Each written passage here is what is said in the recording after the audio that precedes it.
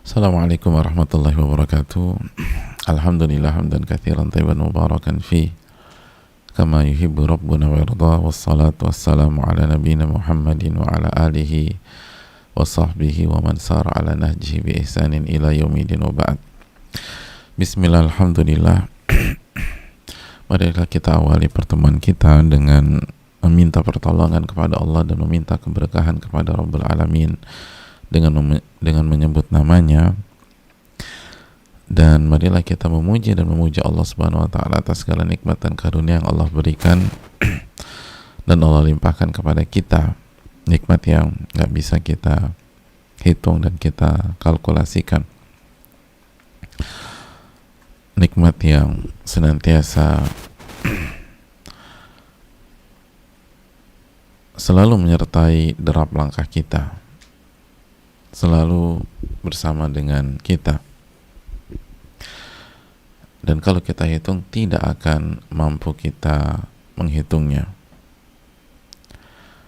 Maka marilah kita syukuri hal-hal tersebut, karena hanya dengan rasa syukurlah nikmat itu akan ditambah dan ditambah dan ditambah oleh Allah Subhanahu wa ta'ala.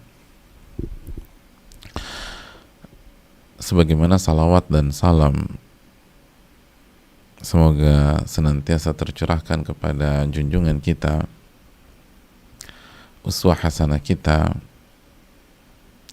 Nabi kita sallallahu alaihi wasallam, beserta para keluarga, para sahabat, dan orang-orang yang istiqomah berjalan di bawah naungan sunnah beliau sampai hari kiamat kelak.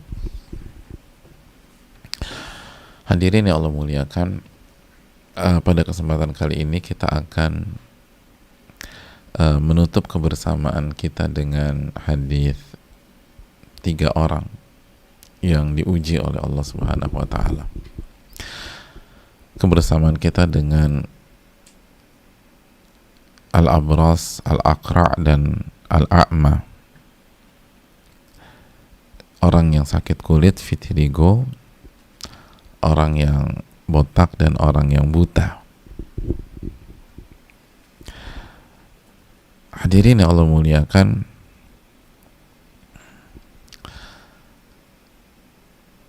ada pola yang konsisten dilakukan oleh mereka bertiga.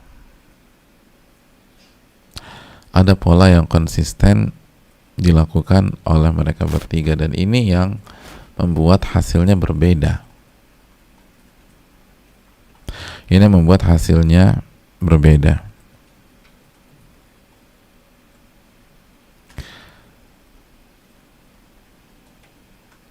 Jadi kalau kita menerapkan pola tersebut, maka kita akan ikut mereka, tergantung pola mana yang kita pilih. Lihat bagaimana si penyakit kulit dan yang botak itu konsisten dengan pola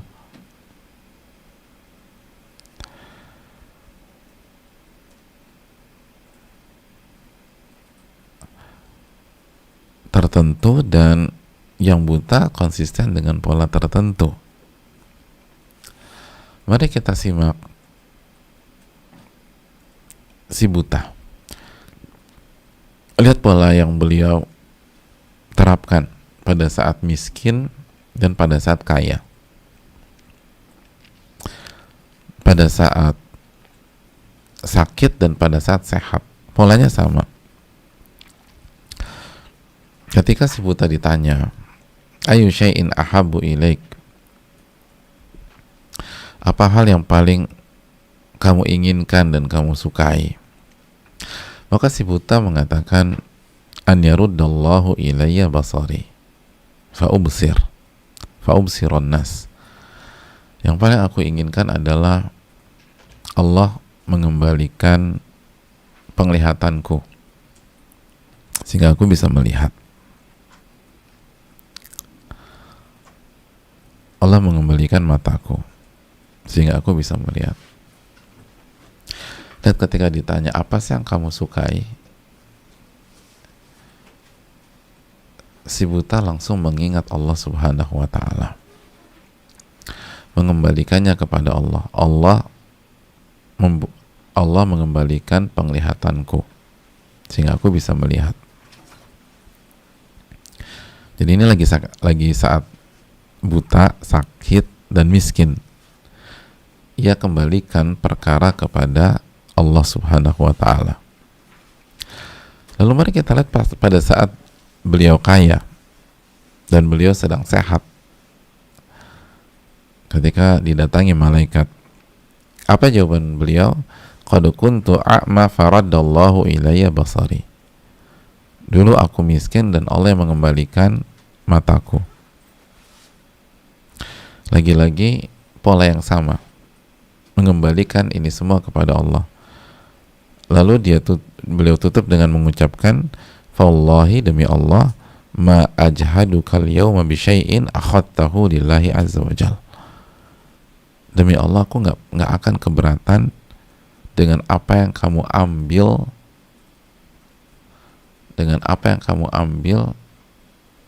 karena Allah Subhanahu wa taala. Lillahi azza wajal. Pola yang sama, konsistensi. Apapun yang terjadi dikembalikan kepada Allah. Konsistensi. Pada saat buta, kembalikan kepada Allah. Dan pada saat sehat, kembalikan kepada Allah. Pada saat nggak punya uang, nggak punya kambing, kembalikan kepada Allah. Dan pada saat punya kambing satu lembah, dikembalikan kepada Allah. Ia nggak punya rasa memiliki harta.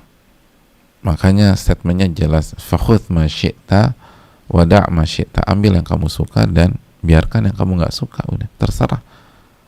Bukan ngambil satu, terserah mau ngambil berapa. Orang yang punya rasa memiliki nggak mungkin mengatakan demikian. Tapi orang yang yakin bahwa yang ia punya itu sehakikatnya titipan,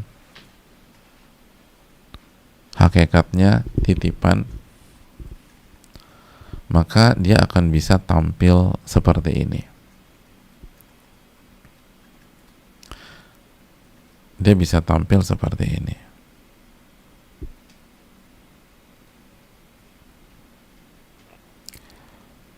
Itu yang akan membuat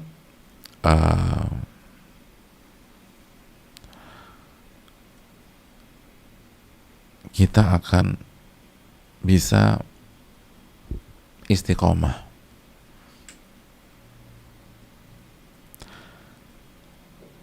Kita bisa istiqomah. Semua dikembalikan kepada Allah Subhanahu wa taala. Semua dikembalikan kepada Allah Subhanahu wa taala. Dan coba kita bandingkan dengan dua temannya itu. Ternyata mereka pun juga konsisten dengan pola mereka tapinya. Ketika mereka ditanya, apa sih yang kamu inginkan? Langsung mereka katakan, launun hasanun wa jildun hasan. Kulit, warna yang baik dan kulit yang baik. Dan apa yang membuat manusia jijik kepada aku atau menjauhiku, itu hilang. Itu kata penyakit kulit, vitiligo, yang kulitnya belang. Adapun orang yang botak sama, sya'run hasan, saya mau rambut yang bagus dan dihilangkan, wa yadhhabu anni,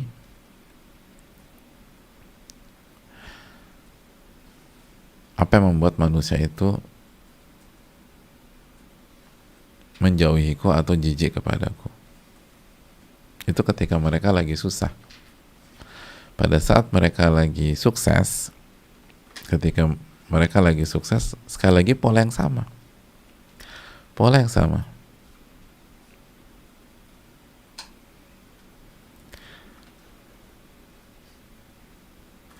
Al-huququ katsira. saya punya tanggung jawab yang banyak. Ada hak yang harus saya tunaikan. Lalu dia katakan, uang ini saya dapat dari orang tua saya, lalu dari kakek saya, dari buyut saya, dan seterusnya. Tidak dikembalikan ke Allah, tapi dikembalikan ke makhluk. Orang tua, kakek. Anggap aja benar ya, itu duit warisan. Emangnya itu bukan punya Allah Subhanahu wa taala. Anggapnya benar deh. Padahal mereka bohong ya. Tapi kenapa mereka nggak kembalikan itu kepada Allah Subhanahu wa taala? Jadi lagi-lagi pola yang sama. Dua pihak ini konsisten dengan pola yang sama. Yang satu kembalikan semua ke Allah, yang satu arahnya ke makhluk. Apa yang terjadi? Yang mengembalikan perkara ke makhluk berantakan, dan yang mengembalikan perkara ini ke Allah, dia akan berhasil.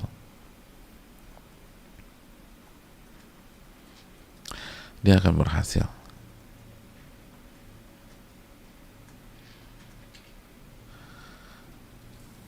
Dan butuh konsistensi. Butuh konsistensi.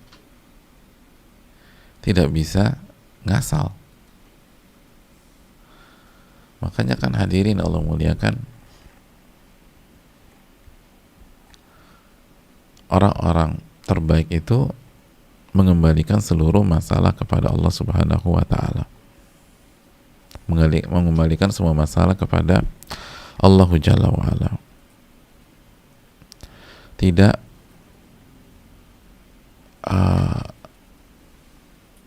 kepada dirinya dan tidak kepada makhluk. Tidak kepada makhluk. Sekecil apapun,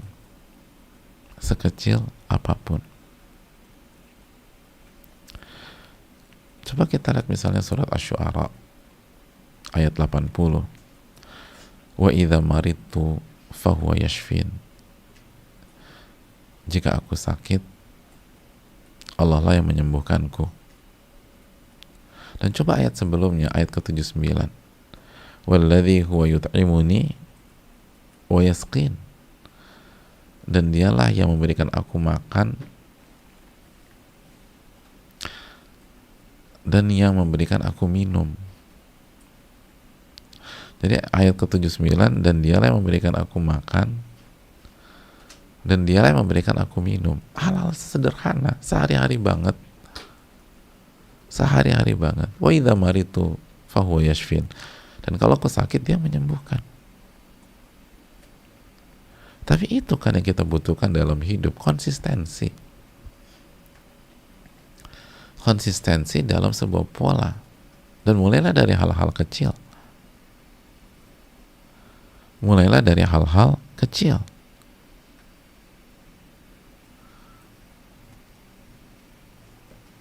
Karena tidak ada 1 juta kecuali kumpulan dari 1 rupiah, lalu 1 rupiah, lalu 1 rupiah, lalu 1 rupiah, lalu 1 rupiah, lalu 1 rupiah. Jadi deh 1 juta.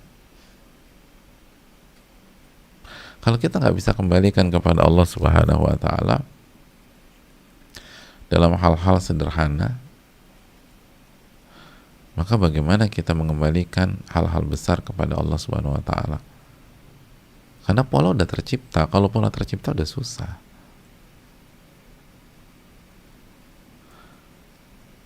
Walladzi huwa yut'imuni wa yaskin. Dialah yang memberikan aku makan dan memberikan aku minum. Habis ini nih kita sarapan. Benar nggak pas kita sarapan tuh punya keyakinan Allah yang kasih makan saya pagi ini. Allah yang kasih makan saya. Dan Allah yang kasih minum kepada saya.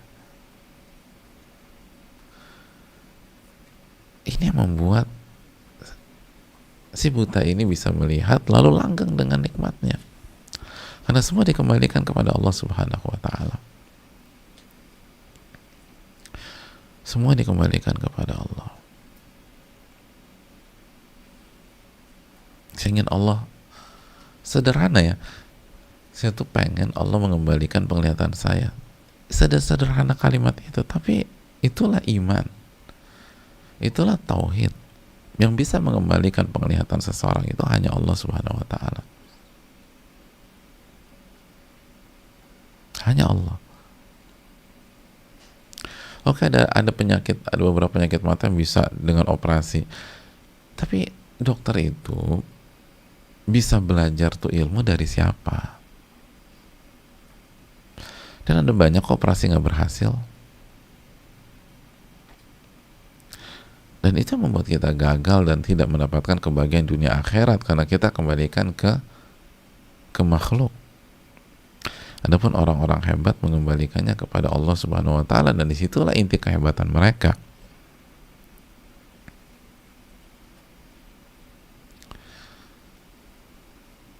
Itulah inti dari hal itu semua. Harus kembalikan kepada Rabbul Alamin. Gak bisa enggak. Semakin kita mengarah kepada manusia, semakin sengsara hidup kita. Semakin sengsara. Dan jangan salahkan siapapun. Jangan salahkan siapapun. Karena ini konsep kembalikan kepada Allah Subhanahu wa taala. Kembalikan kepada Allah Subhanahu wa taala. Maka semua akan nyaman, semua akan tenang, dan itulah konsep yang benar. Kita setiap hari, jamaah sekalian, itu baca ayat yang sangat familiar, apalagi kalau bukan ayat kursi, ayat ke-255 dari Al-Baqarah. Apa yang kita baca, jamaah? Allahu la ilaha illa huwal hayyul qayyum. Terus la ta'khudhuhu sinatu wala naum. Terus berikutnya apa tuh? Lahu ma fis samawati wa ma fil ard. Lahu ma fis samawati wa ma fil ard.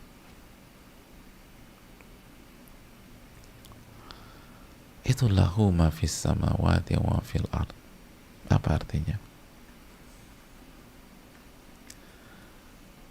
Milik Allah lah seluruh yang ada di semua lapisan langit, dan milik Allah lah semua yang ada di bumi ini. Semua milik Allah. Semua hak Allah, semua milik Allah.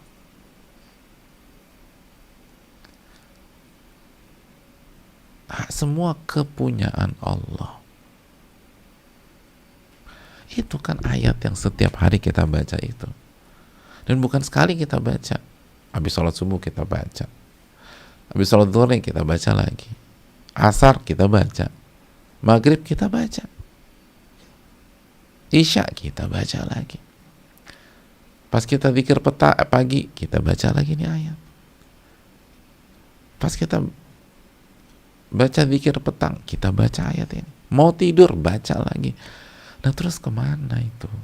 Lahu ma fis samawati wa ma fil ard itu kok nggak terpatri dalam sikap kita?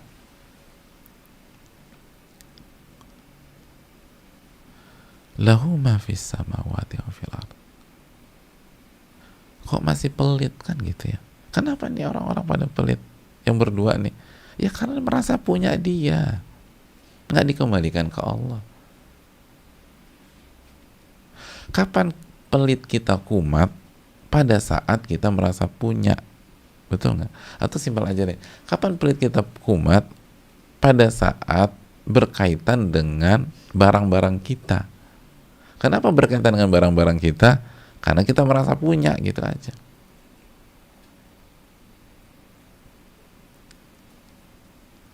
Karena kita merasa punya.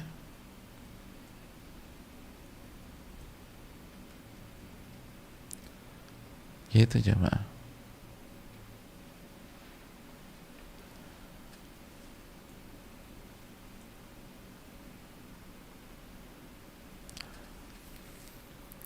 Kita lagi duduk di teras masjid, terus samping kita ada sendal kulit bagus banget. Tiba-tiba ada orang datang bilang sama kita, "Mas, boleh pinjam, saya pakai sendalnya ya buat wudhu." Sendal kulit bagus mau dipakai buat wudhu sama dia. Saya pakai sendalnya ya buat wudhu. Jawab kita apa? Bagi saya sih nggak ada masalah. Wih, baik banget mas. Ya bukan punya saya, kan begitu. Bagi saya nggak ada masalah. Loh, masya Allah, kok baik banget, nggak pelit? Ya karena bukan punya saya. Saya emang nggak ada masalah. Minta sama yang cari yang punya. Pada saat itu kita merasa itu bukan punya kita, enak kita pelong nyikapin barang tuh.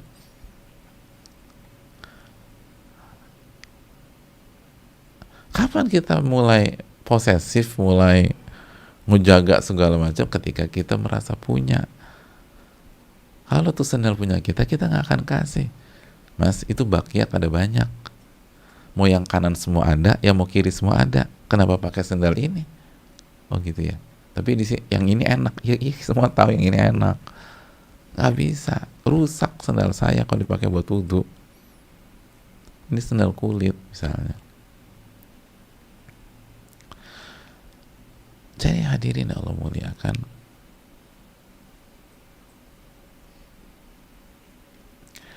kenapa ini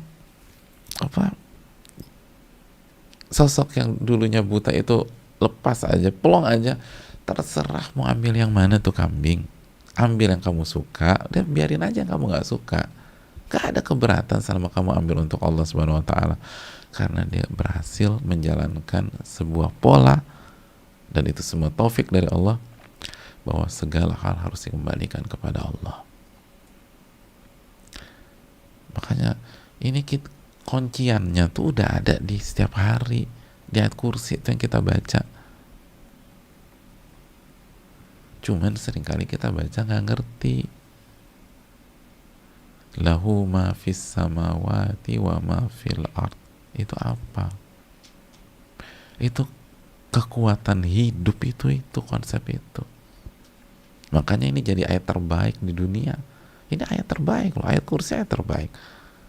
Tapi kenapa kita baca lebih dari 5 kali sehari nggak pernah jadi orang terbaik? Bahkan jangan jadi orang terbaik, jadi orang baik aja enggak, atau masih jauh, karena kita hanya baca dengan lisan. Coba kita resapi, lahu ma fis samawati wa ma fil ard. Udah nggak ada tuh pelit-pelit lagi. Dan yang ngadepin itu Pak enak. Ketika harta berkurang, tenang. Ini pandemi kayak gini, harta jatuh, usaha nurun, lahu ma fis samawati wa ma fil ard. Kok masih bisa tidur nyenyak sih mas? Ya bukan punya saya. Bukan punya saya. Tapi kan udah 3 toko yang mas punya tutup. Iya, itu toko kesannya aja punya saya. Itu bukan punya saya. Lahu ma fis samawati wa ma fil ard. Kan enak ya hidup kayak begitu.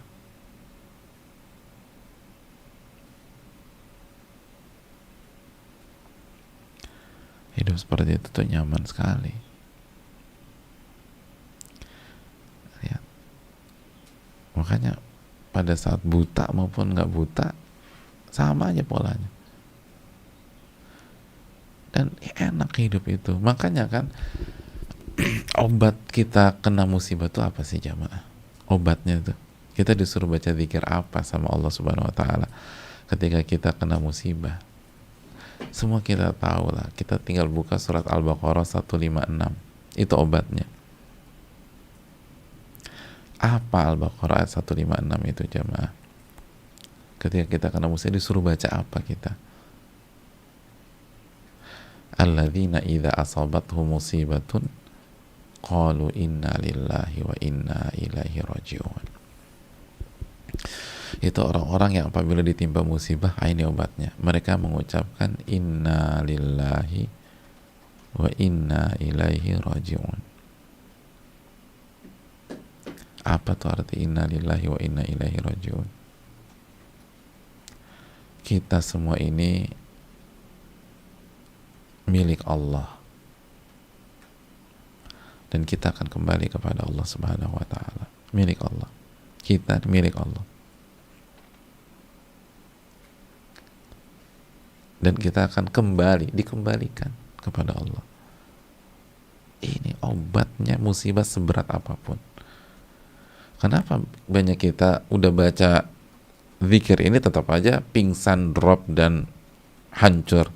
Karena hanya dengan lisan. Hati tetap merasa punya. Maka begitu ada kekhawatiran yang kita punya itu hilang, kita ketakutan. Kita paranoid karena merasa punya.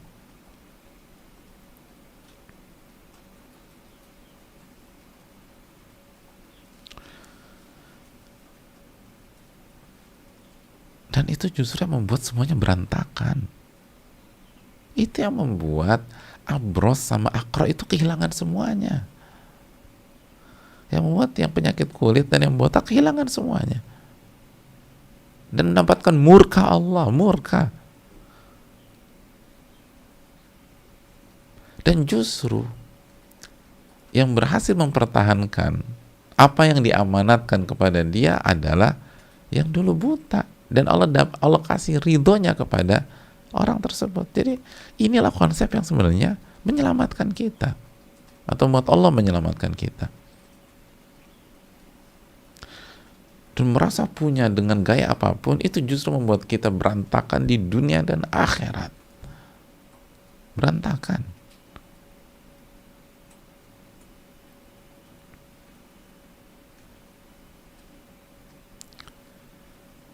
Berantakan. Sehingga kita nggak siap kehilangan dunia. Itu yang dijelaskan para ulama. Tapi susah, emang susah jamaah. Yang berbicara detik ini aja belum tentu bisa juga, dan belum tentu lebih baik daripada yang mendengar. Tapi inilah konsepnya, dan kita harus minta pertolongan kepada Allah Subhanahu wa taala agar kita bisa menjalankan konsep ini. Kita nih bicara konsep ini bukan karena paling zuhud, paling masya Allah, enggak. Kita juga tertatih-tatih. Tapi marilah kita belajar bareng dan kita berusaha dengan segala keterbatasan kita. Dan jangan lupa minta pertolongan kepada Allah. Tapi pola tersebut nggak bisa dipungkiri, ini polanya. Dan langsung real kita lihat contoh nyata dari lisan Nabi SAW. Ada perbedaan pola dari awal sampai akhir. Jadi bukan kebetulan. Polanya beda emang.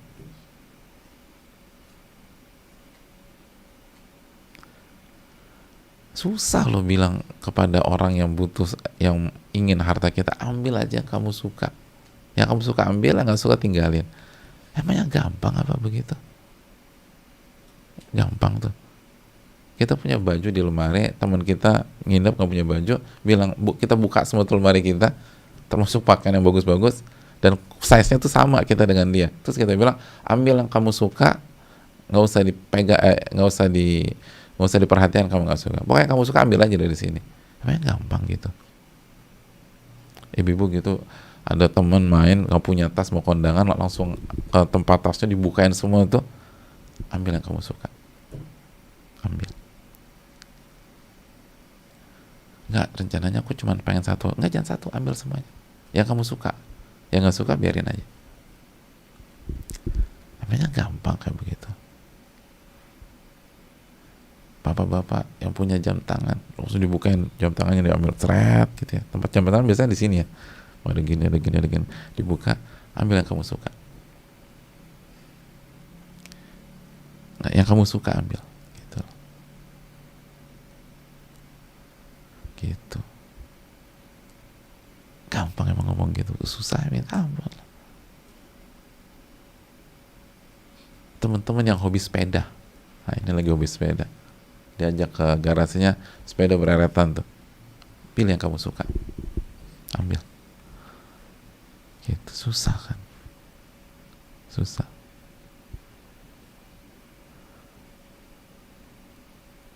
Yang ngoleksi sneakers, kasih lihat sepatunya semua, sepatunya satu kamar begini, pilih aja yang kamu suka mana, ambil,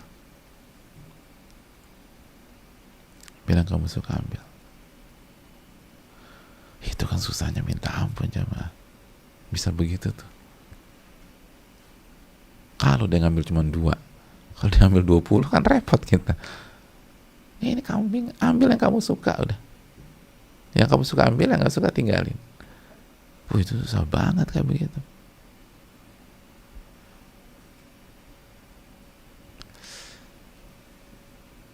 Oleh karena itu kita harus berusaha menggunakan pola ini, pelan-pelan minta pertolongan sama Allah, dan dilatih.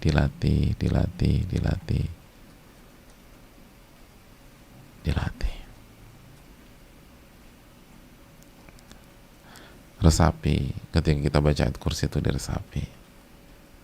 Lahu ma fis samawati wa ma fil ard. Ini yang bisa disampaikan. Kita buka sesi tanya jawab untuk hadis ini atau yang lain, karena hadis ini sangat menarik ya. Jadi kita habiskan beberapa pertemuan untuk ini, dan mungkin ada pertanyaan yang mungkin saya tahu jawabannya, atau jika saya tidak tahu bisa ditanyakan ke ustadz-ustadz kita yang berilmu. Wallahu ta'ala bishawab.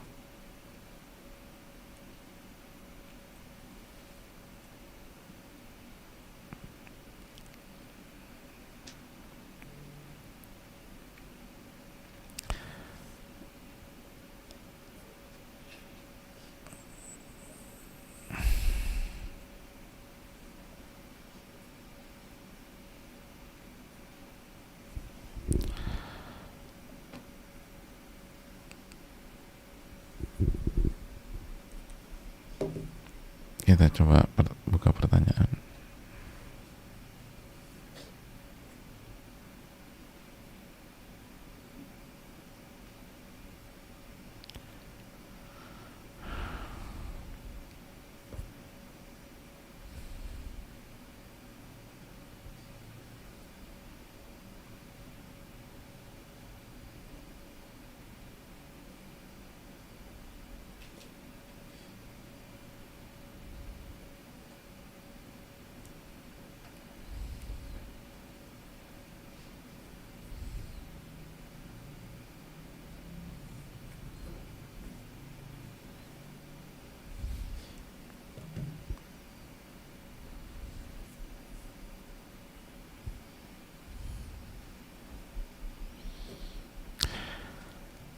Pertanyaan. Assalamualaikum warahmatullahi wabarakatuh. Waalaikumsalam warahmatullahi wabarakatuh. Semoga Ustadz beserta keluarga besar dan tim selalu dalam kesehatan, keberkahan serta lindungan rahmat Allah Subhanahu wa taala. Amin ya rabbal alamin. Begitu juga dengan ibu yang bertanya dan seluruh kaum muslimin. Ustadz ingin bertanya, apakah Allah akan cemburu ketika kita kurang dalam berdoa kepadanya, mengingat sholat malam atau tahajud saya belum istiqomah, dikarenakan dosa-dosa saya? Pastinya mohon doa dan nasihatnya Ustadz. Saya sebagai istri dan ibu dari 2 balita kecil. Wafaqanallah wa iyyaki lima yuhibbu wa yarda. Hadirin Allah muliakan, berkaitan dengan doa sebenarnya bukan cemburu ya. Kalau doa itu artinya lebih ke arah marah, karena Nabi SAW bersabda dalam hadis riwayat Imam Ahmad dan lain-lain, man lam yas'alillah yaghdab alaih. Barang siapa yang tidak berdoa kepada Allah, Allah akan murka, Allah akan marah kepada dia. Hadis ini walaupun sanadnya atau riwayatnya diperselisihkan oleh para ulama, ada yang melemahkan dan ada yang menghasankan, tapi juga didukung oleh dalil-dalil yang lain yang memerintahkan kita untuk berdoa. Dan murka Allah bagi orang yang tidak berdoa, sebagaimana surat Ghafir ayat 60 misalnya. Oleh karena itu, berdoa itu harus kita kita lakukan dan kita kerjakan agar Allah nggak murka sama kita. Dalam surat Kafir kan Allah mengatakan, innalladzina yastakbiruna an ibadati sayadkhuluna jahannama dakhirin. Sesungguhnya orang-orang yang sombong sehingga dia nggak berdoa, dia nggak ibadah, maka dia akan dimasukkan ke neraka dalam kondisi hina. Allahu ta'ala a'lam bishawab. Jadi ini berkaitan dengan murka Allah. Terus yang kedua, minta pertolongan. Kalau kita belum istiqomah dalam sebuah ibadah, jangan pesimis, jangan down, lakukan yang harus kita lakukan. Ihris ala ma yanfa'uk, bersungguh-sungguh, pompa lagi semangat kita. Wasta'in billah, kata Nabi SAW, minta pertolongan kepada Allah. Lagi-lagi kita suka lupa minta pertolongan sama Allah. Wala ta'jiz, jangan lemah, coba lagi. Dan yang berikutnya bertahap aja gitu loh. Jangan baru pertama kali tahajud langsung 11 rakaat gitu lah. Ya bagus, tapi nggak mudah kan. Semua amal soleh itu bertahap dulu aja. Tapi jaga kekhusyuan, jaga konsistensi sampai misalnya kita bisa 11 rakaat atau lebih. Wallahu ta'ala bishawab.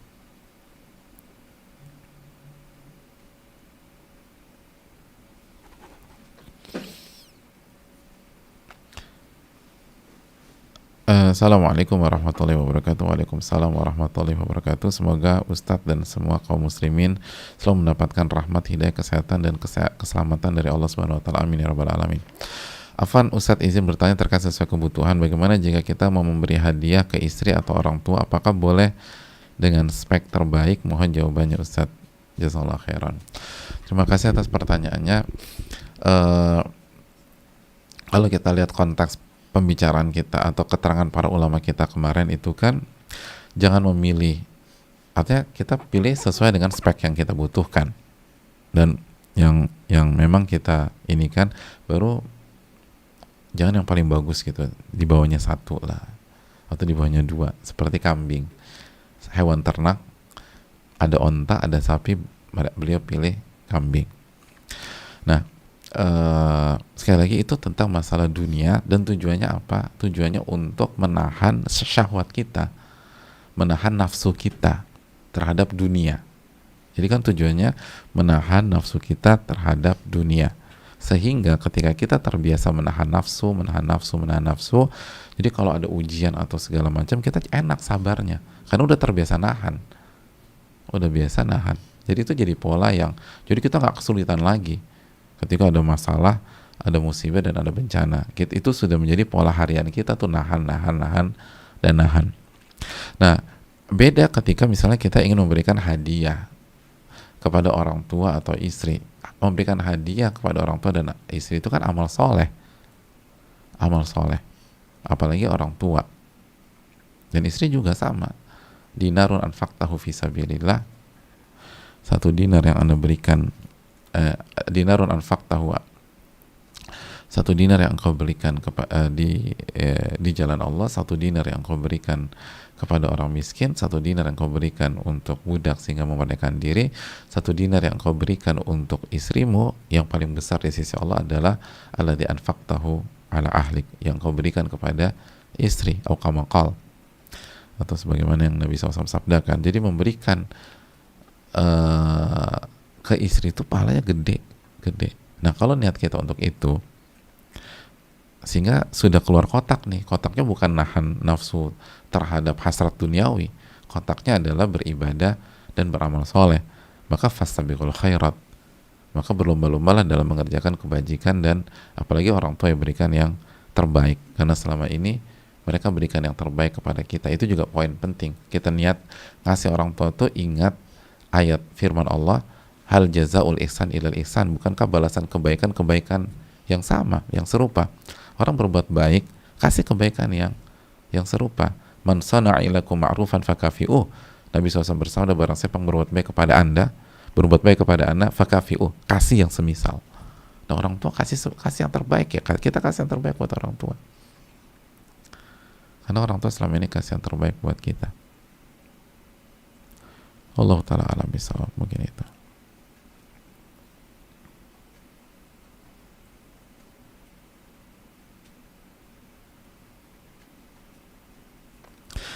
Assalamualaikum warahmatullahi wabarakatuh.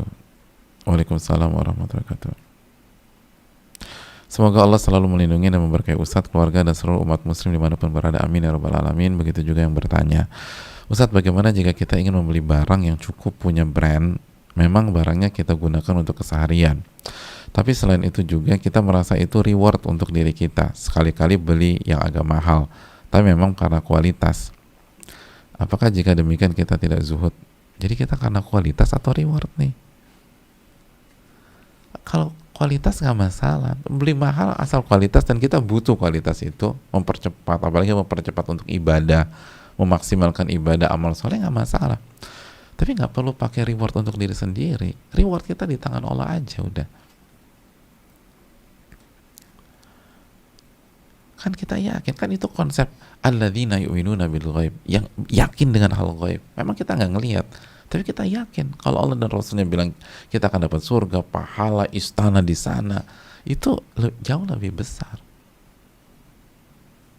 Dunia itu tempatnya ujian, bukan tempatnya reward. Alladzi khalaqal mauta wal hayata liyabluwakum ayyukum ahsanu amala. Dia yang menciptakan kematian dan kehidupan untuk menguji. Surat Al-Mulk ayat 2. Siapa di antara kalian yang paling bagus amalannya, yang paling baik amalannya? Jadi kalau beli asal berkualitas, tujuannya jelas, silakan. Jadi why factornya itu jelas. Sebagian ulama klasik itu beli baju mahal hanya untuk pakai untuk kajian, untuk ibadah, mahal. Sebagian orang beli sampai 80 juta. Untuk 10 hari terakhir Ramadan kita sudah bahas berapa kali, untuk cari Lailatul Qadar 80 juta, 1000 dirham. Ada yang 1000 dirham untuk kajian. Jadi ini bukan tentang brand atau bukan brand. Ini tentang kenapa Anda beli. Dan apa kebutuhan Anda? Untuk siapa? Untuk siapa? Kalau untuk Allah, makanya kan sahabat mengatakan Allah ahaqqu an yutazayyana lah. Allah tuh lebih berhak mendapatkan penampilan prima kita. Jadi kalau kita benar-benar tampil maksimal untuk Allah, nggak masalah. Tapi benar untuk Allah, dipakai ketika tahajud, nggak ada siapapun, pakai baju yang paling bagus, nggak ada siapapun padahal. Ini tahajud pakai daster, pakai kaos. Tapi kalau ke tempat resmi, suit dan seterusnya, batik, nah gimana? Berarti untuk manusia. Jadi, dan nggak perlu reward untuk diri sendiri. Yang kasih reward itu Allah, bukan kita. Tapi kalau cari kualitas dan kita butuh, silakan. Intinya kan gini loh. Intinya kalau Allah tanya pada hari kiamat bisa jawab, selesai udah masalah. Jadi nggak perlu cari justifikasi ke teman kajian atau ke ustadz kita atau ke guru kita. Yang penting kan nanti hadis Tirmidzi, wa an malihi min aina iktasaba wa fima anfaqah. Dia akan ditanya tentang uangnya, dari mana dia dapatkan dan kemana dia belanjakan. Kalau kita bisa jawab pertanyaan itu, mau semua manusia pandang sinis, beli aja udah. Yang penting bisa jawab. Tapi kalau kita nggak bisa jawab, mau semua manusia mengamini, kita minta justifikasi ke teman-teman kita, terus kata teman-teman kita, bener sih, gue setuju sama lo bro, emang kita ini butuh reward biar semangat lagi belajar, semangat lagi bekerja. Tapi kalau kita nggak bisa jawab pertanyaan pada hari kiamat, ya buat apa dapat dukungan dari semua teman-teman? Buat apa teman-teman bilang, iya gue setuju sama lo, gue setuju sama lo, ya gue juga gitu tuh. Nanti dia di hari kiamat nggak akan bantu kita, nggak akan bantu kita, nggak akan dukung, nggak akan mendukung. Oleh karena itu, simpel aja, kita yang paling masukkan bab kejujuran. Kita kan udah bab jujur nih, udah jujur aja udah sama Allah. Kenapa beli ini? Kalau udah jujur, mahal, beli deh. Bismillah, Bismillah. Karena memang ada sesuatu, ada barang memang harus mahal. Kalau enggak, kita nggak dapat spek yang kita butuhkan. Dan untuk maslahat, untuk kepentingan, untuk kebaikan, untuk ibadah dan seterusnya.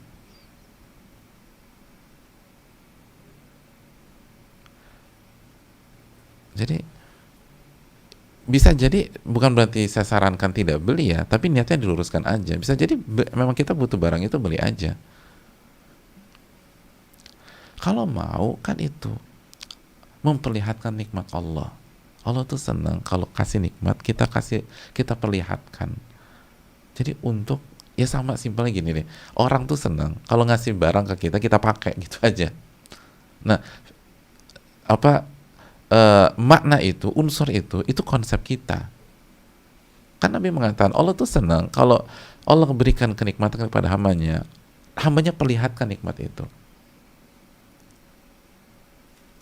Allah perlihatkan nikmat itu. Jadi kalau Allah kasih harta yang banyak, lalu kita belikan misalnya mobil yang premium untuk memperlihatkan kepada Allah bahwa nikmatnya kita gunakan dalam hal yang positif, nggak masalah.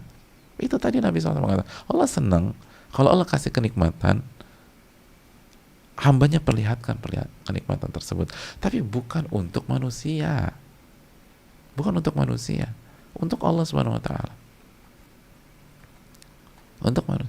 Makanya seperti Imam Malik punya baju yang bagus, punya sendal ya, punya alas kaki yang bagus dan cukup banyak, itu dipakai untuk Allah Subhanahu Wa Taala.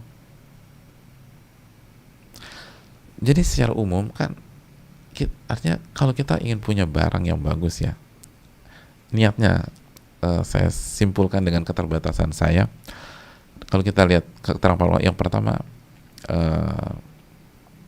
lihat fungsi dan kebutuhan, speknya gimana. Terus yang kedua, niatkan untuk Allah Subhanahu Wa Taala, untuk memperlihatkan nikmat Allah yang Allah kasih ke kita, nikmat Allah yang Allah kasih ke kita. Kata Nabi mengatakan, terus juga Nabi Allah, wa amma bi ni'mati rabbika fahadits, adapun nikmat Rabbmu ceritakan, perlihatkan. Surat Ad-Duha ayat terakhir. Jadi dan tadi Nabi SAW mengatakan Allah senang kalau Allah kasih nikmat kepada seorang hamba, diperlihatkan oleh hamba tersebut. Jadi memperlihatkan nikmat kepada Allah ya, bukan untuk show off di hadapan ahli dunia atau manusia untuk pamer dan untuk pride dan seterusnya. Itu mah gaya korun gitu loh, bukan gaya orang beriman. Terus yang berikutnya, kita beli barang dan atau hal bagus untuk dipakai ibadah, itu juga bagus. Itu surat Al-A'raf ayat 31. Ya bani Adam khudhu zinatakum inda kulli masjid, gunakanlah perhiasan kalian ke masjid. Jadi ke masjid untuk ibadah itu pakai perhiasan, maksudnya tampil bagus gitu loh. Tapi lanjutkan ayatnya dong, wa kulu washrabu wa la tusrifu, makan, minum dan jangan berlebih-lebihan, innahu la yuhibbul musrifin, Allah nggak suka yang berlebih-lebihan. Tapi bagus, asal proporsional nggak masalah. Khudhu zinatakum inda kulli masjid, bawalah perhiasan kalian ke masjid. Dan jadi masalah kan kita kalau ke masjid yang jelek-jelek, nggak semua tentu saja, tapi sebagian ya nggak bagus sudah. Ke masjid itu pakai yang bagus gitu. Terus yang berikutnya, kita juga silakan pakai hal bagus dan cukup mahal untuk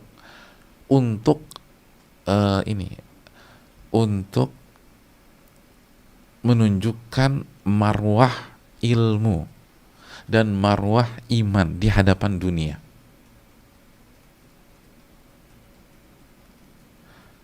Jadi untuk menunjukkan marwah ilmu, marwah kesolehan, marwah iman di dunia, di hadapan ahli dunia, atau dia harus di atas dari dunia. Bahwa ilmu, kesolehan, ketakwaan itu posisinya di atas dunia. Nah, kalau kita rencana untuk pakai barang bagus atau hal bagus untuk hal tersebut, sehingga ilmu tidak diinjek-injek orang, sehingga kesolehan dan ketakwaan tidak diremehkan oleh ahli dunia, silakan pakai itu. Abu Hanifah rahimahullah, sebagaimana disampaikan sebagian ulama-ulama Hanafiyah seperti Az-Zarnuji, itu Imam Abu Hanifah mengatakan begini, kabir imamatak wawasi akmamak gitu loh. Jadi kamakal. Jadi kata Imam Abu Hanifah, besarkan imamah kalian dan luaskan lengan baju kalian. Jadi Imam Abu Hanifah menasihati murid-muridnya. Maksudnya apa? Kata Al-Imam Az-Zarnuji, maksudnya pakailah pakaian yang bagus agar ilmu tidak disepelekan oleh ahli dunia yang orientasinya hanya penampilan. Jadi kalau kita berhadapan dengan orang-orang yang orientasinya penampilan, harta dan seterusnya, maka silakan pakai pakaian yang bagus, kata para ulama, bukan kata saya, ini kata Imam Abu Hanifah, pakai pakaian yang bagus atau pakai barang yang bagus agar kita punya bergain position sebagai seorang muslim, sebagai orang yang beriman, sebagai sebagai pihak yang mengusung dan mensyiarkan keimanan dan ketakwaan. Itu penting.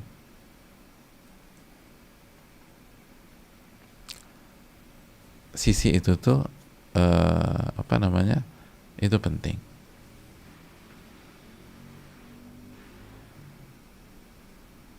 Karena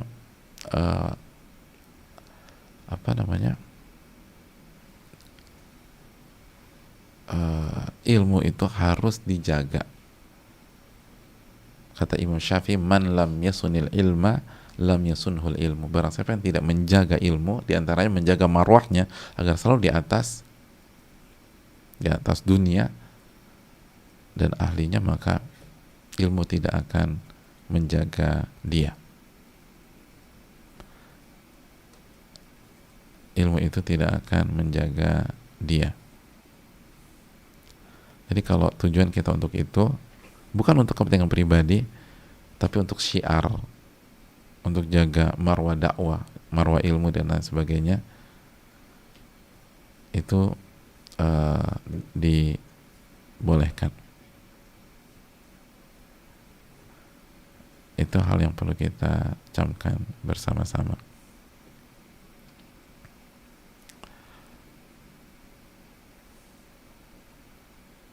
Wallahu ta'ala alam bisawab.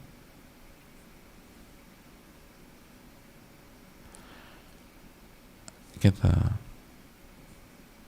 lanjutkan.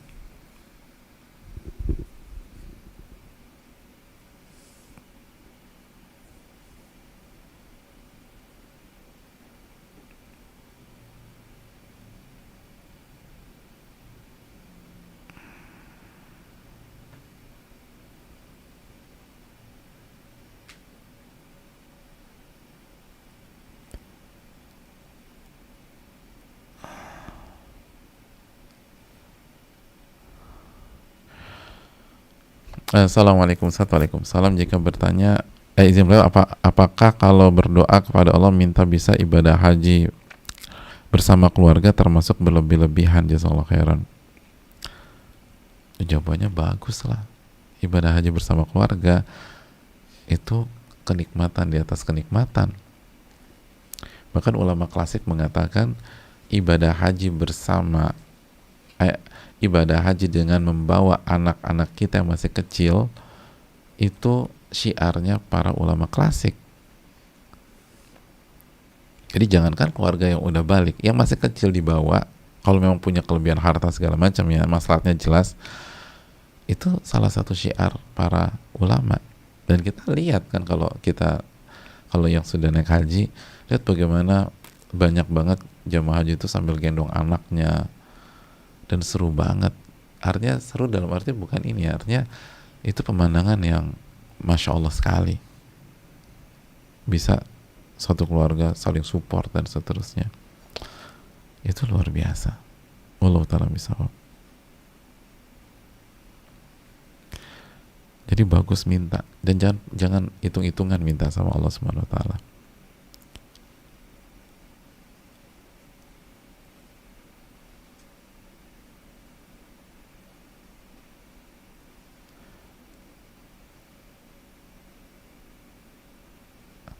Assalamualaikum Ustaz. Waalaikumsalam. Semoga Allah merahmati Ustaz dan kita semua umat muslim yang ada di dunia. Amin ya rabbal alamin. Serta Imam Nawawi yang telah membuat karya terbaik ini. Amin ya rabbal alamin. Ustaz ingin bertanya, ketika saya telah melakukan dosa, saya berpikir kenapa saya menjadi seperti ini. Teman saya berkata bahwa jangan bertanya pada manusia, tapi curahkan semuanya sama Allah. Tapi Ustaz, saya nggak tahu harus bagaimana. Karena ketika saya ingin menyesal dan bertobat pun, saya sulit buat menyesali dosa-dosa itu. Hati saya seperti mati dan tidak ada rasa sesalnya sedikit pun. Mohon nasihatnya Ustaz, jazakallahu khairan. Ya, terima kasih atas pertanyaan. Hadirin yang Allah muliakan, Allah Subhanahu wa taala berfirman dalam surat Al-Anbiya ayat 7, fas'alu ahla dzikri in kuntum la ta'lamun. Bertanyalah kepada ahli ilmu jika kalian tidak mengetahui. Jadi kalau kita nggak tahu harus bertanya, bahkan wajib bertanya. Ala sa'alu illam ta'lamu, kata Nabi SAW. Kenapa dia nggak bertanya? Kenapa mereka nggak bertanya kalau mereka nggak tahu? Ala inna shifa'al su'al. Karena obat dari kebodohan adalah bertanya. Harus nanya. Hukum bertanya itu wajib kalau kita nggak tahu dan harus melakukan sesuatu hal. Adapun ucapan Nabi Yakub dalam surat Yusuf ayat 86, ketika Nabi Yakub mengatakan innama ashku bathi wa huzni ilallah, sesungguhnya aku hanya menceritakan masalahku, kesedihanku, kegalauanku kepada Allah. Ini kalau ilmu kita seperti Nabi Yakub. Namanya juga Nabi. Para Nabi itu punya ilmu, dapat wahyu. Kalau kita kan nggak dapat wahyu, jamaah. Jadi kita harus nanya. Nah kalau kita udah tahu ilmunya, nah baru nggak usah bicara sama orang-orang, udah tinggal diamalin aja itu ilmu. Jadi kalau kita nggak tahu, kita harus tanya. Nah mungkin maksud teman kita, jangan cerita kepada sembarang orang. Jadi bukan kita ceritakan ke semua orang, tapi kita tanya kepada orang yang punya ilmu. Adapun orang yang punya ilmu nggak usah kita ceritakan. Kecuali kalau dia bisa mengarahkan kita untuk bertanya ke siapa. Dia punya akses, saya punya masalah nih, masalah saya penting banget, bisa nggak Anda sampaikan ke Ustadz yang Anda kenal misalnya, atau Ustadz A, dan kita tahu dia punya hubungan baik dengan Ustadz tersebut. Jadi itu poinnya. Adapun masalah hati, ini hal yang paling sulit memang jamaah sekalian. Tapi coba sekali lagi, kata para ulama, nggak ada yang bisa mengobati hati seperti tauhid memperbaiki hati. Seperti tauhid memperbaiki hati. Oleh karena itu, jika kita ingin memiliki hati yang lembut, hati yang bersih, perbaiki tauhid kita kepada Allah. Mulailah dengan meresapi nama-nama dan sifat-sifat Allah. Mulailah kembali meresapi hakikat diri kita bahwa kita hanyalah hamba dan hanya beribadah kepada Allah. Dan ini butuh waktu, tapi nggak ada yang lebih bagus daripada tauhid. Lalu doa, jamaah, dan doa bagian dari tauhid uluhiyah, minta kepada Allah Subhanahu Wa Taala.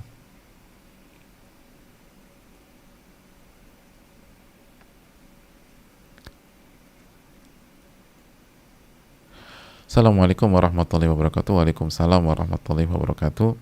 Semoga Allah menjaga Ustadz dan seluruh kaum muslimin. Amin ya rabbal alamin. Begitu juga yang bertanya. Ustadz ingin bertanya, apakah pengertian dari musibah jika kami dikeluarkan dari grup menghafal hadis online dan kami merasa sedih, padahal di sana kami banyak mengambil faidah, lalu membaca doa Allahumma ajurni fi musibati wa akhlif li khairan min. Apakah ini termasuk musibah juga Ustadz? Jazakallahu khair Ustadz. Jawabannya iya, ini salah satu musibah. Kita dikeluarkan dari kotak ilmu. Itu musibah lebih besar daripada kehilangan harta tuh jamaah. Tapi coba introspeksi diri gitu loh. Ini bukan kartu mati minta lagi, misalnya tanya apnenya kenapa, ada kesempatan lagi nggak. Kalau ternyata nggak bisa, kita istighfar, kita taubat, mungkin karena dosa-dosa kita, lalu kita coba lagi tempat lain gitu loh, minta petunjuk dari Allah. Mungkin itu grup bagus tapi bukan yang terbaik buat kita. Kita coba lagi. Allah Ta'ala bisawab.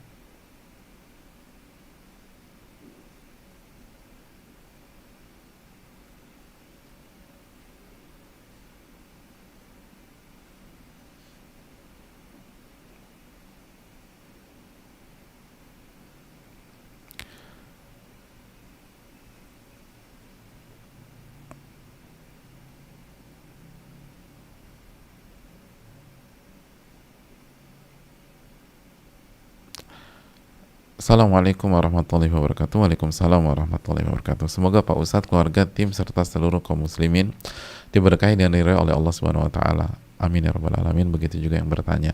Izin bertanya Pak Ustadz, dalam Al-Qur'an surat Al-An'am dijelaskan tentang istidraj, yaitu ketika jauh dari Allah. Maka Allah menghukumnya dengan memberikan kesenangan dunia. Sedangkan bagi orang yang beriman akan diuji, salah satu ujiannya seperti dalam surat Al-Baqarah, yaitu dengan kekurangan harta. Pertanyaan saya, kenapa orang yang jauh dari Allah diberikan dunia, sedangkan yang beriman diuji dengan kurangnya dunia? Jazakallahu khair, barakallahu fikum. Ya, terima kasih, wa fikum barakallahu wa iyyakum. Yang pertama, karena dunia itu nggak ada artinya. Kata Nabi SAW, "Lau kanatid dunya ta'dilu indallahi janaha ba'udah masaqat kafiran syurbata ma." Apabila dunia itu berharga seperti salah satu sayap nyamuk, jadi harganya seperti salah satu sayap nyamuk, maka orang yang kafir nggak akan Allah berikan minum walaupun seteguk air. Nah, kalau kita lihat mereka bisa nyaman banget di dunia, itu berarti dunia lebih rendah daripada salah satu sayap nyamuk. Nah, saya mau tanya, harga satu gram sayap nyamuk di pasaran berapa? Nggak ada harganya, jamaah. Ada yang jualan di pasar, kemarin di pasar Impres kayaknya 2.500 deh Ustaz. Nggak ada harga sayap nyamuk walaupun 1 gram 1 kilo segala macam. Nggak ada harganya. Itu berarti, itu tadi, dunia ini bukan reward gitu loh. Dunia ini ujian. Mau dikasih harta, mau nggak dikasih harta, semua tuh ujian. Dan nggak semua juga orang beriman disyaratkan hartanya. Nggak semua. Kita tahu Nabi Sulaiman, Nabi Daud, itu dari sisi para nabi. Kalau di sisi bukan nabi, para sahabat misalnya, Abdurrahman bin Auf, Sa'ad bin Abi Waqqas. Di sisi ulama misalnya Ibnu Hajar, Abu Hanifah. Jadi dari era para nabi sampai hari ini, itu biasa ada yang kaya dan miskin di tengah-tengah orang-orang beriman. Biasa banget. Di sisi para nabi ada nabi yang kaya, ada nabi yang nggak punya uang. Dan sebagian nabi mengalami fase-fase itu dalam kehidupan mereka. Lihat bagaimana Nabi Musa di Mesir dan Nabi Musa di Madian misalnya. Ngalamin. Nabi SAW misalnya. Ngalamin. Jadi karena itu biasa aja. Itu nggak lebih dari ujian, titik. Dikasih uang tuh bukan reward. Dikasih uang itu ujian. Anda ditanya nanti. Jadi ini semuanya ujian. Semua ujian. Makanya kan dalam surat Al-Fajr Allah berfirman, "Fa'ammal insanu idza mabtalahu rabbuhu fa'akramahu wa na'amahu fayaqulu rabbi akraman." Manusia itu kalau dikasih ujian berupa harta bagus secara duniawi, mereka akan berpikir Rabbku sedang memuliakanku. Allah baik banget ya, aku dapat uang sebanyak ini, atau kedudukan suamiku atau kedudukanku ditinggikan secara duniawi. Wa amma idza mabtalahu faqadara alaihi rizqahu fayaqulu rabbi ahanan. Adapun kalau diuji dengan disulitkan harta, direndahkan secara status sosial atau ekonomi, dia akan mengatakan Rabbku sedang menjatuhkanku. Apa salah saya? Kenapa saya diuji seperti ini? Apa kelanjutan dua ayat tersebut? Kala, bukan begitu cara berpikirnya. Bukan begitu. Karena kita sudah belajar. Wa nabluukum bisyarri wal khairi fitnah. Kami uji kalian dengan hal kebaikan dunia dan kesulitan dunia. Semuanya ujian. Semuanya ujian. Wallahu ta'ala bishawab.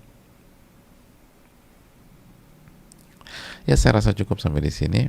Jazakallahu khairan atas pertanyaan dan partisipasinya, dan semoga kita istiqomah dalam bersama Riyadhus Shalihin, karena buku ini salah satu buku terbaik. Tapi kalau kita ingin dapat keberkahannya, kita harus istiqomah, jamaah.